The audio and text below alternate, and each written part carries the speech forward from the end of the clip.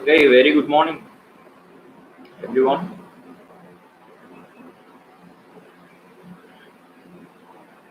I think we would have waited 2 more minutes.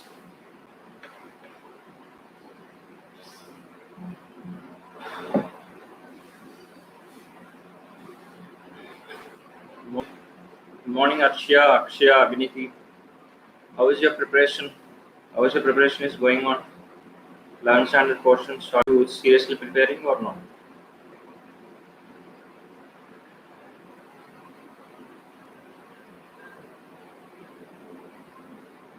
Good morning, Sri Durga. Are you preparing from the worksheets I am giving? Because Vishalni, good morning. Zina Priya, good morning. Okay. The worksheets what I'm giving are from different publications which are standard publications also like MTG and all. Kadir, good morning, Kadir. Okay. Especially the 32 years previous years questions. Please don't ever ignore those questions. Okay. If you have no time to go for practice question, that's okay. But I just framed the schedule that per day only 2 chapters, 6 worksheets. Within outline you will be anyhow you will be reading NCERT. So don't ignore this previous year's questions. As I already mentioned in Thursday's video, last week Thursday session in tips and tricks, right? Every Thursday I'm going to give tips and tricks on that specified lesson based upon the topic, how to handle the questions, how to answer the questions, different types of questions. So every Thursday please don't miss. Okay, just it will be there for 20-30 minutes based upon that day's that week's cumulative test, Thursday cumulative test, right? I will be giving tips and tips on how to write how to face the questions. So please let me know whether you're practicing those 32 years old, 32 years previous years questions or not. Please do respond. Whoever preparing for NEET, whoever there in the group, right? And even website also I'm directly uploading there so that you can access at any point of time. Very clearly I mentioned everything. 3 types of worksheets. So are you guys preparing? If you respond, then we can move forward. Yeah. Okay. I hope it's useful. Reminding, please do respond. Okay. So today's, yeah, very good, great. So today's class, like today's outline. Yeah, Gina Priya, okay, good. Dukka, good. Akshay and Arshya, good. Hope that material would be really helpful for you. But Abhiniti, good.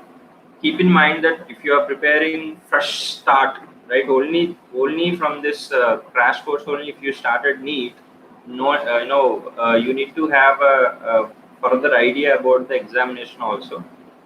Okay. So the whoever did well in academics, right? So the pattern of questions would vary from academics to NEET. So that's what you need to freshly start, and you have to stick to the the guidance what I'm giving here. Okay. Otherwise, if you have a further guidance from any other resource or source, that's okay. But you need to consider this preparation time seriously. Okay, fine. So let's move on. So today we are going to discuss about one of the classifications that yesterday we discussed about 5 kingdom classification, which was given by W.H. Whitaker, right? Whitaker's 5 kingdom classification, right? So what are the 5 kingdoms we have? Can you type it here? And quickly we'll go. 5 kingdoms classification. So today we'll be discussing about introduction to the plant kingdom, and we'll try to finish the animal kingdom now. So the 5 kingdoms, if you see, right? So yeah, please do respond.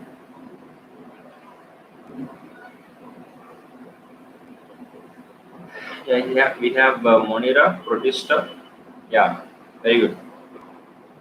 Order also try to see Monera, Protista, Fungi, Plantain, Animalia. Okay. So if you see this Protistan members or connecting link between unicellular what do you say monerans and this multicellular eukaryotes. Okay. Very good. Okay. So let's move to the one of the classification that is today we'll deal with the kingdom Animalia. So plant kingdom will we can finish. Also, we have plant kingdom, so we can finish that in tomorrow's session as well. So coming to the animal kingdom or classification system of classifications, right? So we already discussed about three important order classification. That is Monera, Protista, and Fungi. We already completed, and now the leftover is two more kingdoms are there. One is Plantae and Animalia, right? So let's see about the animal kingdom. So if you see the plant kingdom or animal kingdom, right, we have seen that the classification is based upon different characteristics that we actually consider. But when we see the primitive or very I mean old classification, they have Aristotle classification or if you, based upon the morphological characteristics, very limited characteristics he considered, and then he kept on increasing two kingdom classification, 3 kingdom classification, and then we have got 5 kingdom classification, 6 kingdom classification also we have. So we have read about even types of classification in the last class as well. So right now let's directly enter into the animal kingdom. So what are the, just like other 3 kingdoms what we learned in yesterday's outline, right? What we revised yesterday's outline, that is Monera, Protista, and Fungi. Here Animalia or animal kingdom also contains certain characteristics. Based upon these characteristics, this entire animal kingdom is actually classified. So what are the different what are the excuse me, so what are the what are the characteristics actually we see in this kingdom, Animalia or animal kingdom? So to begin with,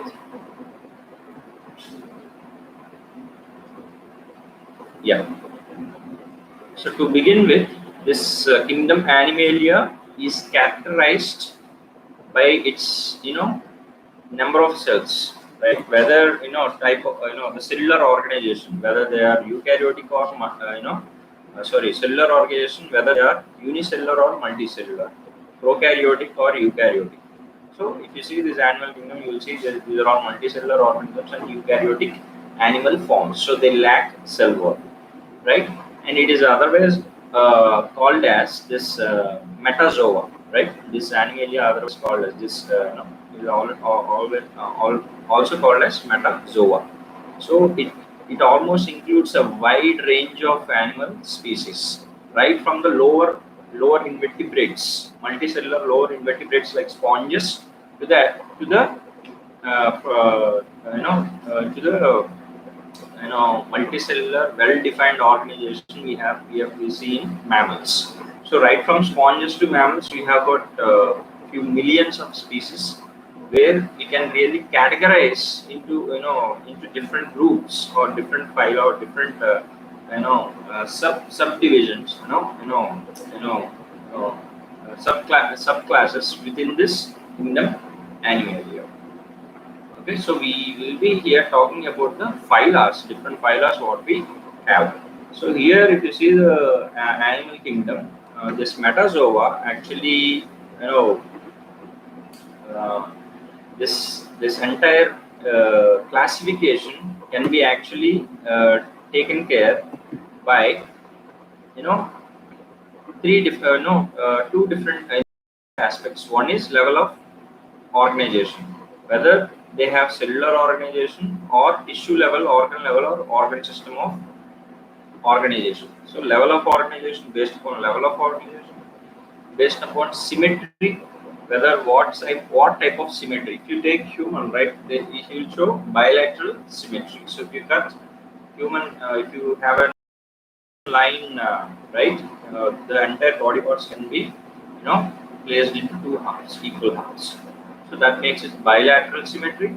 So likewise, we have types of symmetry also asymmetric. We have a radial symmetry and even bilateral symmetry. So based upon symmetry and based upon body cavity. So actually, we already introduced this, that this chart is very important, right? So when we talk about this chart is in NCERT, that was given in classification based upon three different characteristics, right? So likewise, we are distinguishing these entire animals into different phyla. So each phyla, let us see one by one. So let's start with the phylum, which is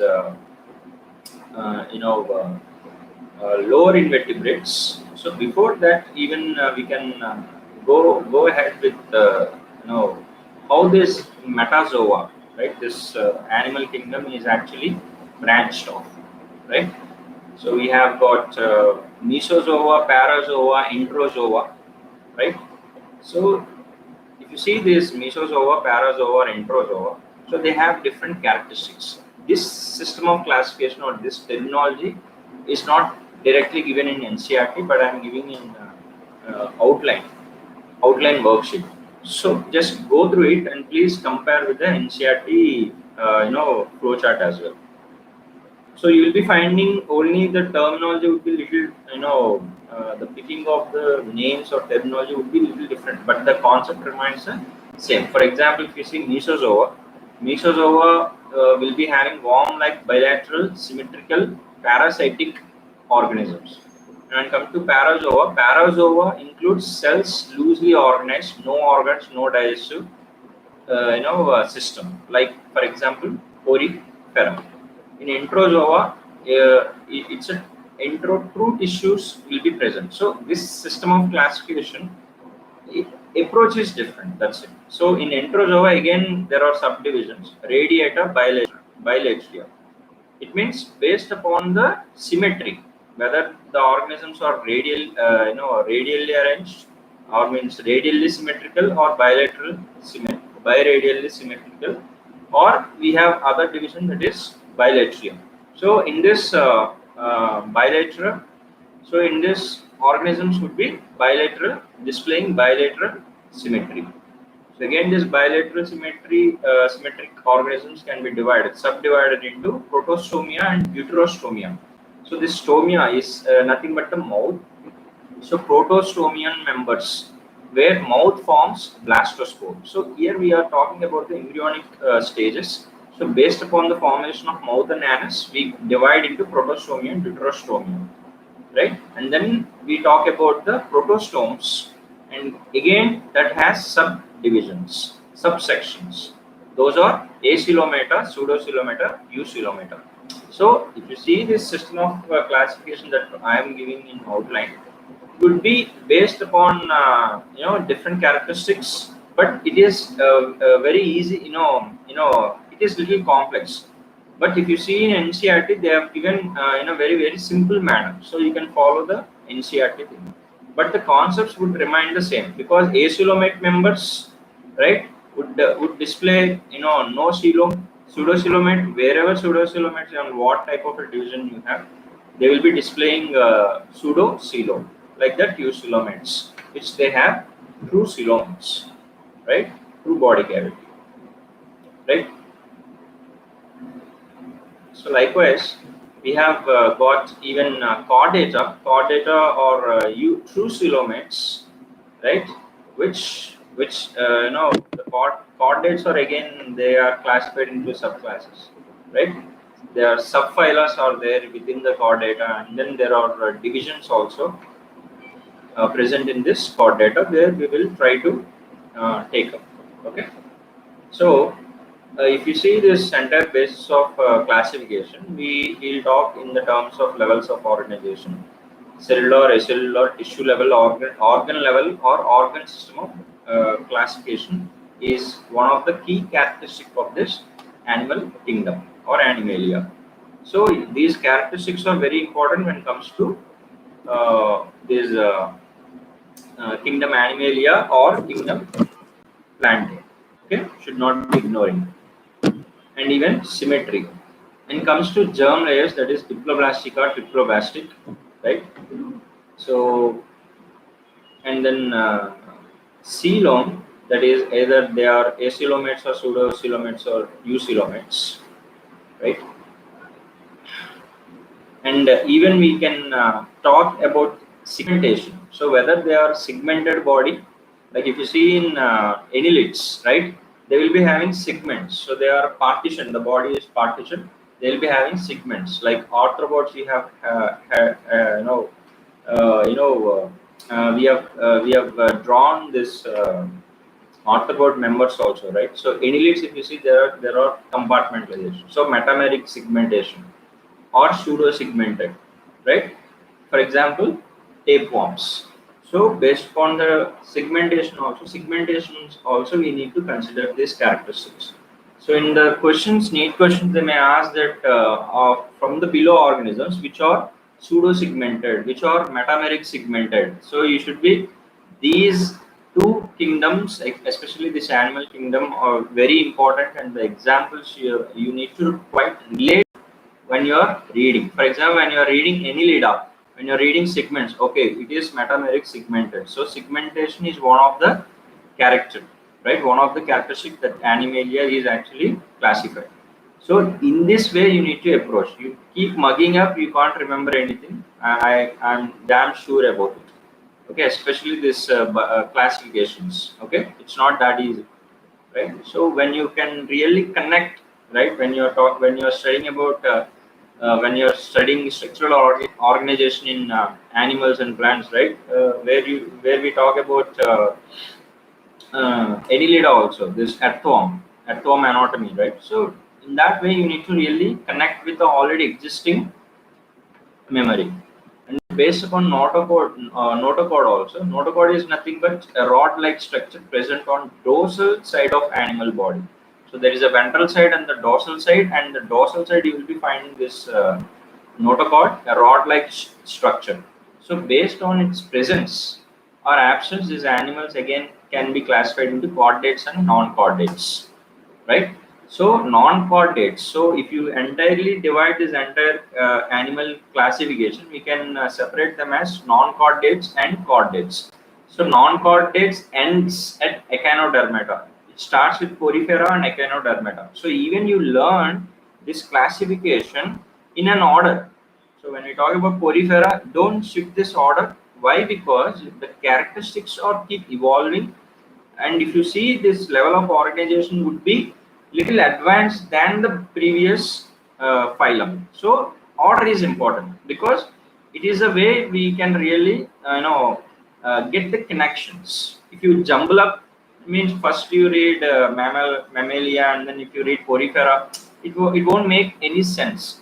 I'm not asking you to memorize anything, but you have to arrange in a chronological order, hierarchical order, or the way they have been identified, or the way they are existing. It means based upon their characteristics. So first we talk about the primitive digestive systems that we see in porifera, and then we talk about advanced digestive system. It means there is an evolution is taking place.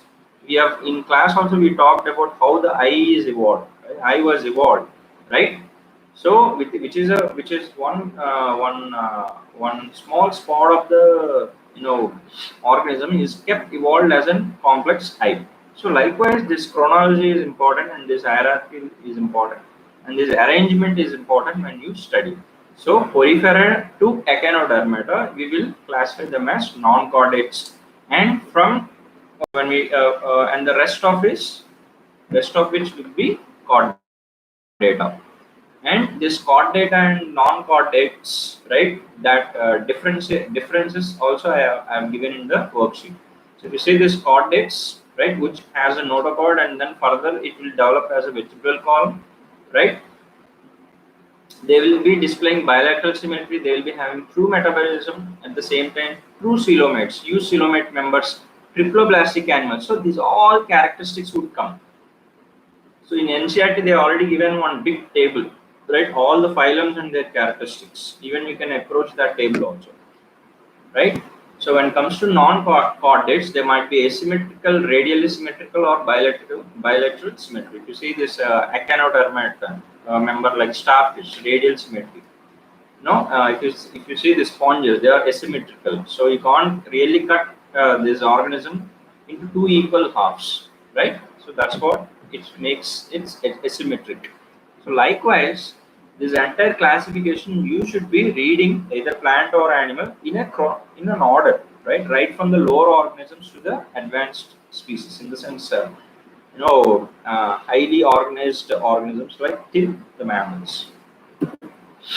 Right. So let's start with the phylum Porifera. So these are the different characteristics that are considered during the classification of kingdom Animalia. Right. So when we talk about poriferans, if you would have remembered the examples of poriferans, we have got sponges as an examples of poriferan members, where they have you know uh, their habitats, right, where exactly they live, dwelling place are mostly of marine habitats, and then mostly they are asymmetric animals. It means they won't follow any symmetry. When we try to cut, right, we don't cut this organ, we can't really cut get in two equal halves. So asymmetric animals, right? So if you see this diastasis, because they are animals, right? So animal cells, right? There should be a diaster system as well, right? So if you see this diaster system of these animals, so they display, very primitive, water canal system. It means there would be an opening, right? So the water would actually enter and exit.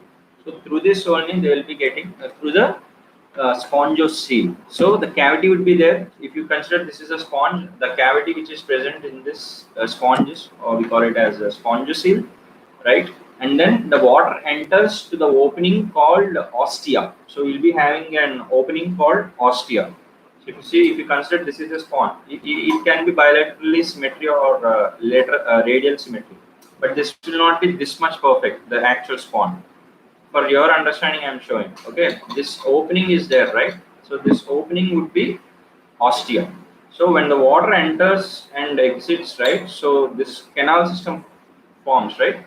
So this cavity we call it as spongocele, and entry point is ostia and exit point is ossiculum. So in this way, what happens is it takes up different organisms, lower organisms. So it actually depends upon the food, right? So that is one of the important aspect of this terminology. Whichever the bolded letters are there, they are utmost important in this lessons, right? They will be directly asking what are the functions of ostia. Where do you find ostia? Ostia belongs to, so column A, column B, ostia, porifera, echinodermata. You'll be giving different phyla or examples. So you need to correlate with that. Okay.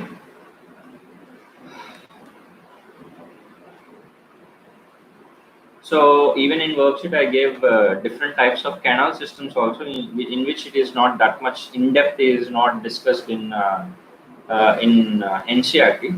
In afternoon session, 2 to 3 p.m. Session, that is a brief account of this chapter will be held. In that, I will try to explain all these different canal systems. Now let's see the outline so that quickly we can complete, right?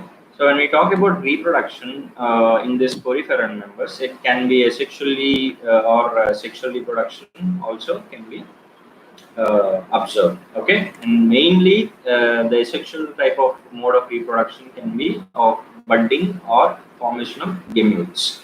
And sexual type of reproduction occurs by amoebocytes or archaeocytes, right?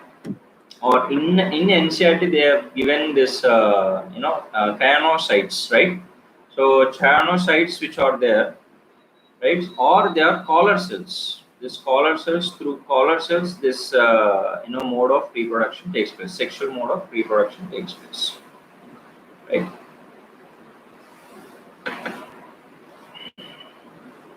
So this sponges will be having larval phases and adult phases also. So this is a mode of development we see in poriferan members. So you have to remember the examples, like we have got spongilla, freshwater sponge, right? Cycon, for example. These are the examples that are touched in NCERT, right? And they are hermaphrodites where the where the sexes are not separate.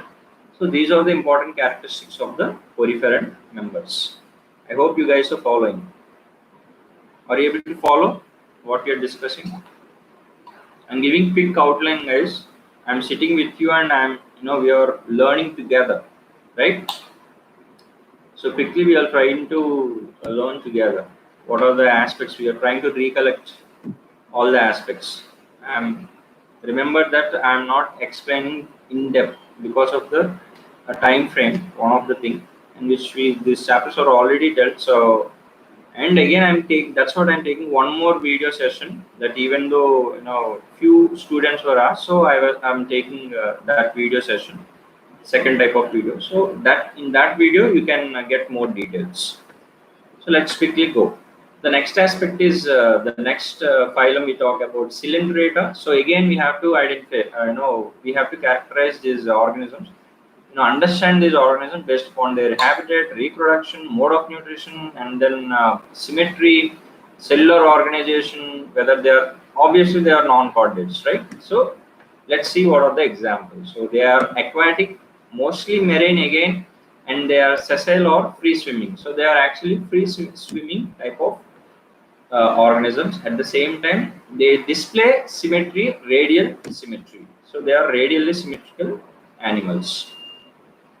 So this Cylindrata. So this can be actually used as a cylindrate members. So they will be having this cylindrical form of the body or the cavity, right? So that's what we get the Cylindrata, or this phylum otherwise called as Cnidaria also. So why we call Cnidaria? It was clearly given that the presence of nidocytes, right, or nidoblasts. So the C is silent here, right? So this cylindrian members, if you see that, they have a special body cavity called cylindrion. Okay, that cavity we call it as gastrovascular cavity, and they exhibit dimorphism, and they display two major forms of two major forms, right? So within their developmental cycle, right, they exhibit two forms. One is polyp and one is medusa form. So this polyp and medusa. Polyp would be always like a sedentary. So sedentary means it sticks to the substratum, always sedentary. But when we talk about medusa, once a development is occurring, this would be swimming type of form. So the Cylindrata members or Cnidarian members, the main aspect is how the Cnidaria name has come, or why the Cylindrata phylum Cylindrata is kept as Cylindrata, because cylindrion is a body cavity, gastrovascular cavity is present. So these are the very terms are very much quite a related, and you can really quickly get, even though you forget the concept, you can just hold on for a second and you can really if you think about the terminology, you can really connect. So when I talk about the forms, they have two major forms, polyp and medusa, and you may get like medusa or free, sedentary forms. That is false statement, incorrect statement. Polyp or polyp forms of Cylindrata members or Cnidarian members, or polyforms or swimming, right? If you say this uh, non sedentary forms, polyps, whether it is right or wrong, non sedentary forms. We have polyp and medusa, right? Just now I told, like 1 minute, 2 minutes back, I told what is polyp and what is medusa. Now, I wanted to know your whether you're following or not, whether the polyp is sedentary form or swimming type, swimming form, whether it will be sedentary or it will swim. The polyp. We have two major forms, right, within this nidaria or cylindrata. Whether it is free living, sedentary form or swimming type, swimming form.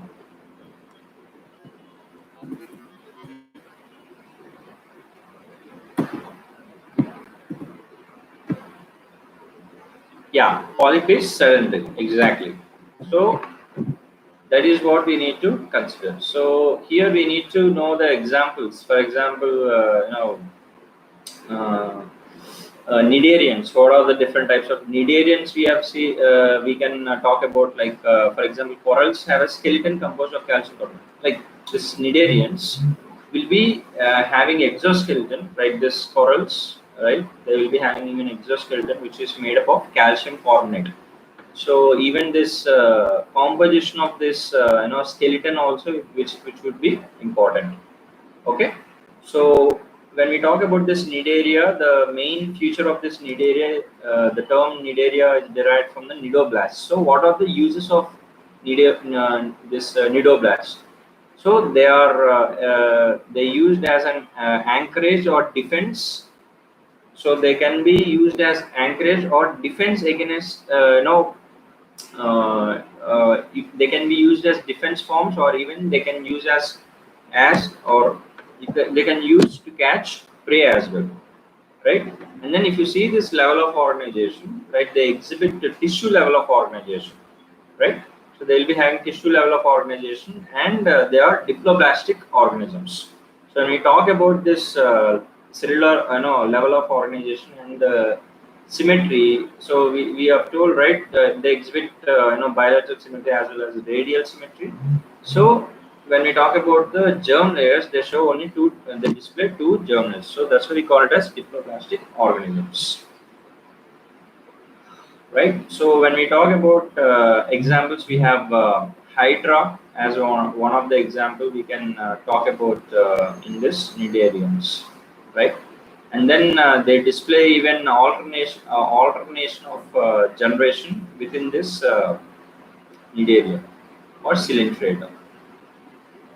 So when we talk about the reproduction in this cylindrate members, right, they can display both asexual and sexual modes. Asexual is by external budding, and sexual mode is by development of development is usually an indirect form of development. It means larval forms would be observed, right? And we talk about skeleton, right?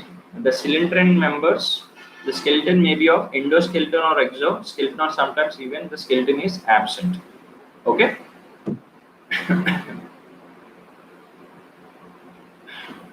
So I gave even examples of organisms which has this endoskeleton, which has exoskeleton, and organisms like sea anemones, right? It's a cylindrical form which is attached to the substratum, and in different life stages. At the same time, it will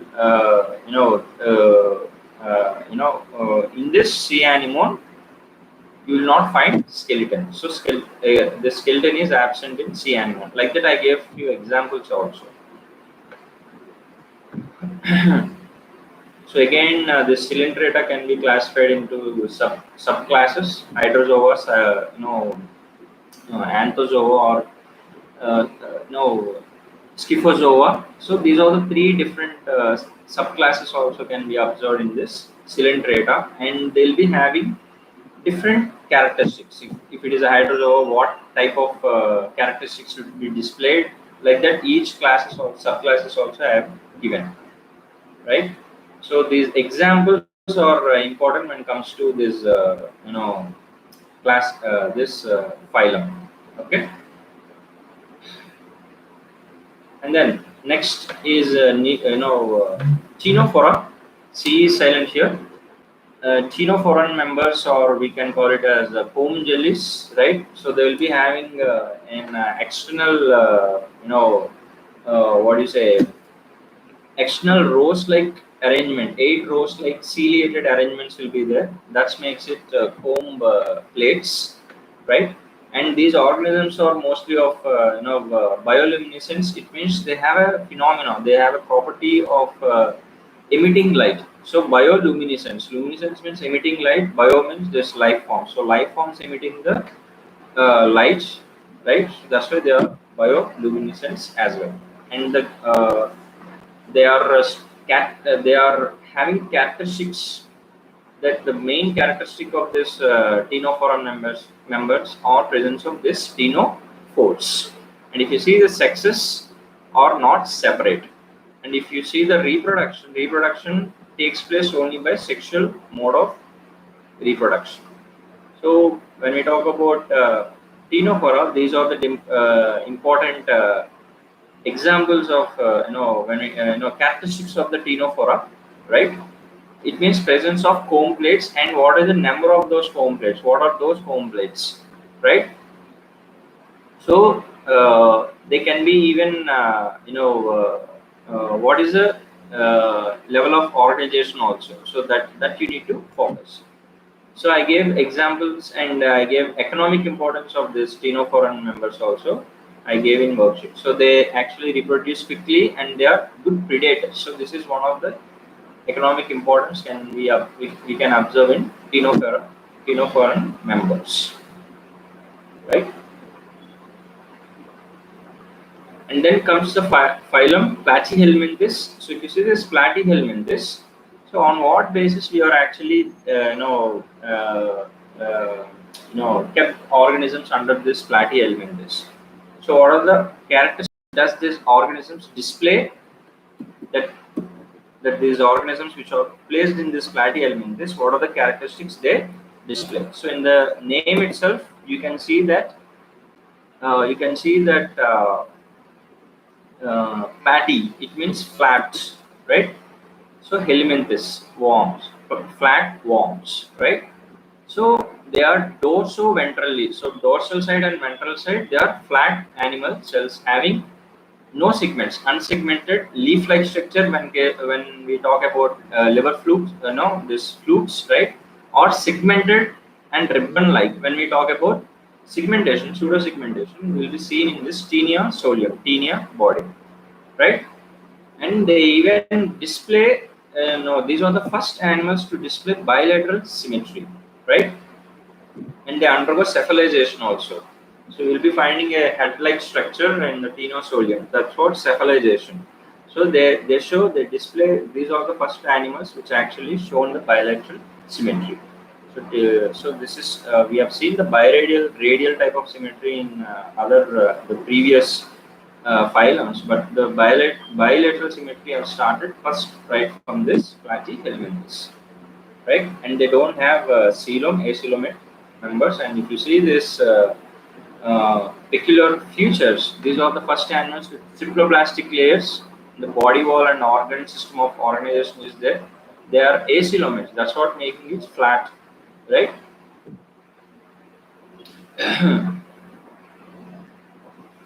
So these are the different characteristics when we talk about organization. At the same time, triploblastic, right? Germ layers and the same the coelom, whether they are acoelomates or coelomates or true coelomates, they are acoelomates. And important characteristics, defining characteristics are that these animals have a ladder type of nervous system, and they will have a flame cells or protonephridia. If you remember the nephridia term, nephridia, right? They comes in excretory system, right? So they have a protonephridia type, which are nothing but the flame cells, which helps in excretion. So if you see the mode of reproduction, they can they are generally bisexual, right? And the fertilization, if you see, fertilization will be always internal. So either the fertilization is external or internal also need to be focusing. Okay, and examples, tinea solium life cycle also I have given, fasciola hepatica. So mostly if you see this Platyhelminthes, right? So they are mostly of parasitic in nature. So they actually develop hooks so that they actually attach to the hooks and suckers, right, which will be present in a parasitic forms which derive nutrition from the host, right. That's how they actually survive. So examples, Taenia solium and Fasciola, so that you need to know. And then ASCII elementary, in during practical examinations also we have talked about this ASCII elementary numbers, roundworm, right, which ascaris, we talk about ascaris, and they are dioecious, where sexes are separate, female and male worms are separate. And if you see this body structure, they will be round and they are circular, right. They can be they will be having a circular cross section, and they are free living, aquatic, and sometimes terrestrial or even parasitic. Parasite, they display parasitism towards the plant or animals. So these are all roundworms, is Ascalminthis, right? They have organ system level of body organization. Okay, so you need to know what type of body. That entire table you need to go through that table. When you are go through the table, you need to go. You have to quickly come back to even what is even the uh, how they look, right, so that you can have a visualizing capacity. So when I talk about symmetry, bilateral symmetry, and they are triploblastic, but when it comes to coelom, they are pseudocoelomates, right. So this pseudocoelomates is means one of the germ layer would not be completely developed, the mesoderm, right. That's what they are placed under pseudocoelomates. Okay. So they are sexes are separate when it comes to this pseudo, this ASCII elementic members. So again, this ASCII element, this phylum can be subdivided into nematoda, nematophora, rotifera, right? And different classification is given in the worksheet. But as of NCERT is concerned, you can stick to it and you can learn first what is given in NCERT, and then you can go for the next any other books. Okay. So if you see this parasitic, right? So Ascaris is the disease which caused by this Ascaris, roundworms, right? So for example, Uchraria bancrofti, you have a filarial worm, and Ascaris is a roundworm. So these examples are important. And then next comes the Annelida. Phylum Annelida, we will be we will be more talking in the structural organization, where they have metameric segmentation, true metameric segmentation. At the same time, they are triploblastic, and they are free living and sometimes parasitic, and they exhibit organ level of organization and even organ systems. Not only presence of organ, but these organs forms different organ systems. That's what we studied in Annelida. Earthworm, we have different organ systems will be placed. We have nervous system, circulatory system. At the same time, we have a reproductive system as well, right? So they are triploblastic members. At the same time, they'll be use true coelomates, right? So they have triploblastic arrangement, right? So we have got different examples in this Annelida members, right? And if you see this Nephridia or uh, uh, Nephridia will be, one of the important characteristics in this Annelidan members. So we have seen in anatomy of the earthworm, right? So in that we talked about this Nephridium also, right?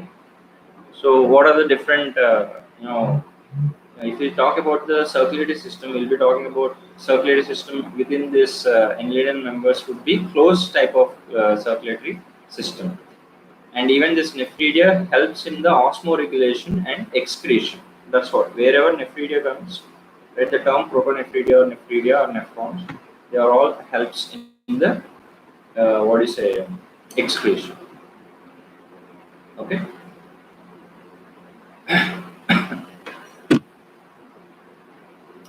So let's move to the next phylum. So examples you need to remember is Neris, Peritima postuma, that is earthworm, right? And and even you have a leech also comes under this phylum. And then comes the one of the largest phylums in the Animalia, that is arthropodans. So they will be having jointed legs. That's what we say arthropoda. Poda is the legs and arthro is jointed legs you will be having, and they have segmented into head, thorax, and abdomen.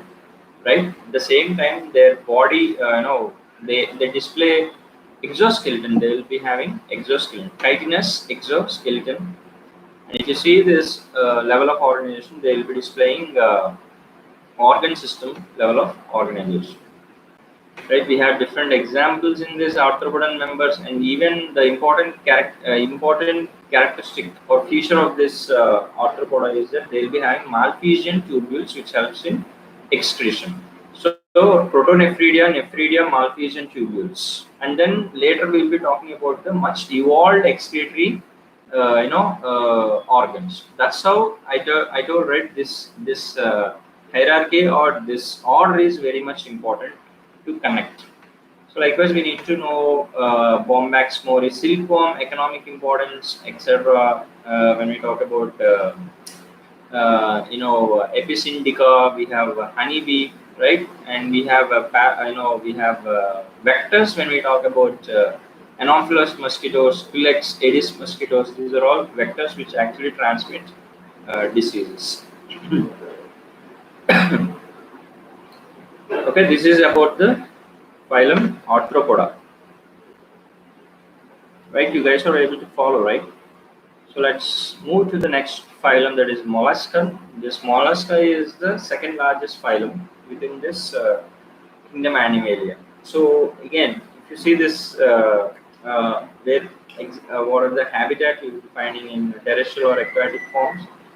And if you see the symmetry, they'll be displaying bilateral symmetry and triploblastic, and they are coelomate members, right? And they don't display segmentation. It means they are unsegmented, right? And their body can be clearly distinct. They can be they can be distinguished as head, muscular foot, and visceral hump. So if you see, what is any molluscan member, for example, snail, if you see, you will be finding hump-like structure, and you will be having head and muscular foot-like structure. So here, important term you need to remember is radiola. This radiola is something which a feeding organ in this mollusca. Okay. So in this mollusca again, the development is indirect, right? Indirect type of development, and they are usually dioecious also. So you should be able to remember examples also. Okay, Pelia, snails, right? Pearl oysters also comes under this molluscan members. So if you look at the entire organisms, right, now we can really connect with these are pearls, right? Pearl oysters, right? How the pearls are formed. At the same time, they'll be having what type of skeleton, what type of body segmentation, what type of coelom. So these are the aspects you need to imagine or visualize when you are reading this classification. Or quickly you can Google the image of the organism also, so that you can easily connect to the topic. And then comes the phylum Echinodermata. Echinodermata members, or they'll be having the typical characteristic of this Echinodermata is that they will be having this water vascular system which helps in locomotion. Okay, not only locomotion, even it helps in capture and transport of food and even respiration. So these are the different aspects that takes place with the help of water vascular system, which is a characteristic feature of this Echinodermata or Echinoderms. So if you see this body features, it would be mostly exoskeleton. You will be finding bilateral, this adult echinoderms display radial symmetry. For example, if you take starfish, but in the larval forms, they will be displaying bilateral symmetry, right? And the digestive system, if you see, they will be complete with mouth and anus also. So complete digestive system will be seen in this echinoderms. Example Astrias, starfish. So is one of the examples. So just sea lily, sea cucumber, right? Brittle star. These are the different examples of echinoderms or echinodermata members, right? So here we are talking about the hemichordata, right? Which are they have a primitive notochord members. So you see this hemichordata members. So far we have talked about till echinodermata. I told, right, this if you classify them as chordates and non-chordates, right? So we'll be having this based upon the notochord. So we can actually distinguish them into chordates and non-chordates. So far we completed non-chordate members. Okay. And we talk about this phylum hemichordata was actually earlier considered to be a subphylum under chordata. But why it is placed into separate, separately they are placed into non-chordata, right? Why is that? Because they consist. These are all organisms, uh, hemichordated members or like worm-like organisms which has this marine habitats. And if you see this level of organization, they have organ system of level of organization, and they display bilateral symmetry and even triploblastic in nature, coelomate animal.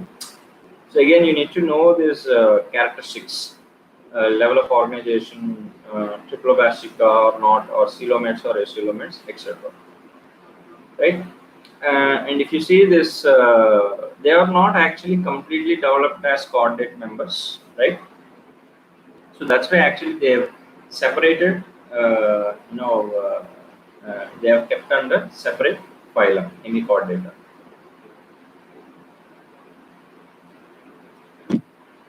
Okay, in this phylum hemichordata, you will be seeing the sexes are separate, where fertilization would be external, and the development is indirect. So from chordata, you will find that there is a strict and there is an presence of notochord, right? So that's how this hemichordata was placed into separate phylum. So you just see different characteristics of this hemichordata members also. Okay, and then when we talk about chordate members, right? Chordates and non-chordates, I'm already giving the differences between the chordates and non-chordates. It's a chordates display this dorsoventral nerve cord or notochord would be present, right? And we have a different classification in this chordate members also. Example, especially this chordata.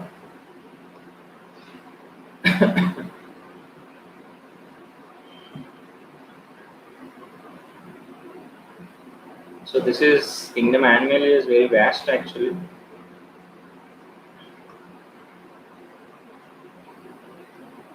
Yeah. So if you see this classification of this chordata, right? So they'll be having certain subphylums and even divisions, right? So here we'll be talking about what are the chordate members, right? So if you see this chordata is nothing but again presence of this vertebral column, right? So they will be distinguished as you know three important division or subphylums, right? That is Urochordata, Tunicata, and Cephalochordata, Vertebrata. So we'll be more talking about this vertebrate members, right? Urochordata members, tunicate members, Cephalochordata, and Vertebrata. All these consists notochord, right? And then Vertebrata, this around this notochord, you will be finding vertebral column. So the notochord is actually replaced by a cartilaginous or bony vertebral column in the case of subphylum Vertebrata members. So that's what we our focus would be in Vertebrata. So if you see this Vertebrata again can be divided into Agnatha and Gnathostomata. So agnatha or jawless, organisms, right? They don't possess jaws. So examples are cyclostomatal members. Gnathostomata bears jaws, and again they are classified into Pisces or tetrapoda. It means Pisces bear fins. So in the case of homologous organisms, homologous organs and analogous organs, we talked about this type of homology, right? So they have same origin and structure, but they have different function to do with. So that's how we can relate that evolutionary concepts with this classification. Then you can really, at one shot, you can recollect two different topics. So when I talk about this superclass, under this Gnathostomata is again divided into superclass, that is Pisces and Tetrapoda. Right? In Pisces, you know that this they bear fins. So they are actually subdivided into Contractis and Osteichthyes. And in Tetrapoda, which bears limbs, they are actually divided into different classes like amphibia, reptilia, aves, and mammals.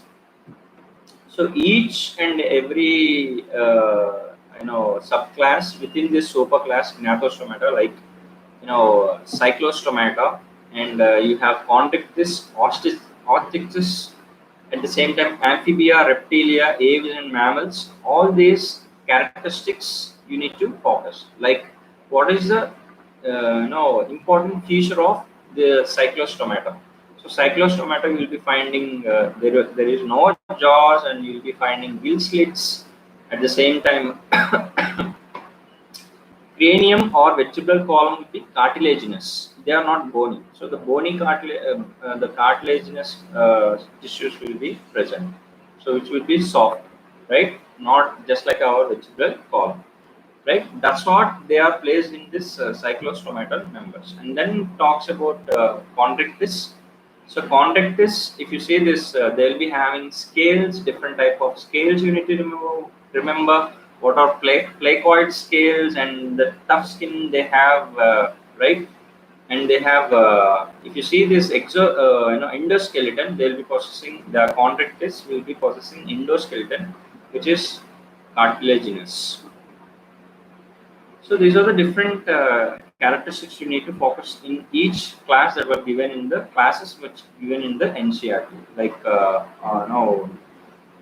cyclostomatal members and Contractis, and then Osteichthyes. Osteichthyes you will be finding air bladders, right? Before which air bladders are absent.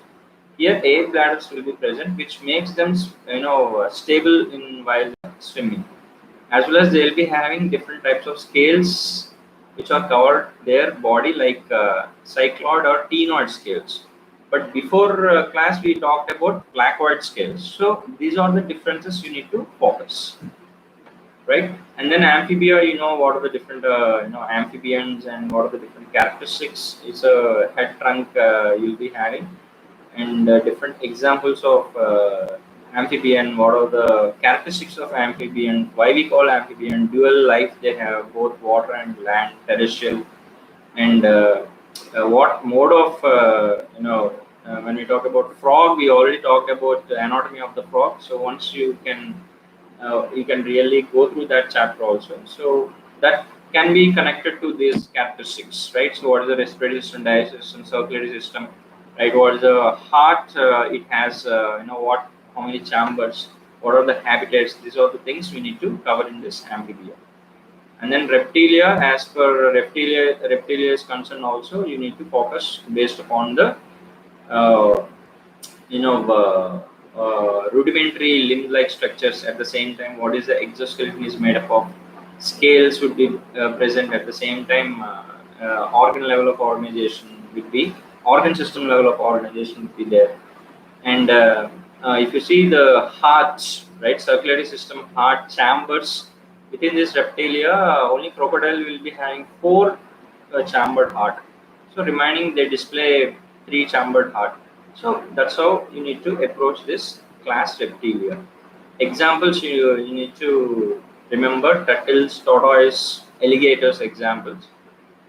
And when we talk about, we'll quickly finish within 2 minutes.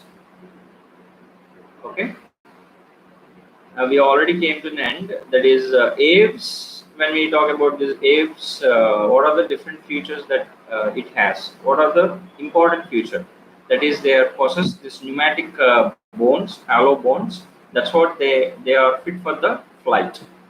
And at the same time, warm-blooded homeothermous animals, right? And at the same time, when we talk about you know uh, flight of these birds, which are flightless birds and which can fly all, ostrich. This ostrich, if you take, it's a flightless bird, right? So though the aves, they are kept under this, these organisms kept under these aves, the important feature they have is they have feathers. But there are exception cases that the birds which do not display any flight. So these are the examples you need to remember. When it comes to mammalia, we have already discussed about mammalian classification. When we talk about evolution, we talk about what do you say? Presence of mammary glands makes this kept under this mammals. At the same time, how they raise their young one, right? At the same time, how they use the limbs and what are the circulatory system, respiratory system. At the same time, whether they are regulators or conformers, right? What are their habitats? All these things you need to focus. And examples, you know much about this uh, mammals. So here in this animal kingdom, animalia or plant kingdoms, this table, especially the salient features of this kingdom animalia, you need to focus. So with that, we completed this lesson and brief discussion on this chapter with few more examples and detailed, brief discussion will be taking. A 1 hour discussion will be taking place within this animalia, kingdom animalia, and it is not that easy to complete within an hour. So I will be taking important points in next session. Okay, especially that what do you say in the uh, in the 2 to 3 session, brief discussion. Okay, tomorrow we'll try to complete the plant kingdom. Okay, please do focus today completely on animal kingdom. So with this, we completed this animal kingdom, and the other 2 videos will be released. One is brief account on this animal kingdom, and detailed explanation on animal kingdom will be released. As of now, this is a quick outline. That's it. So I hope you guys will be making use of this video, and see you in the next class. Stay home and stay safe. Thank you. Thank you for joining in the live. Thank you guys. Thank you.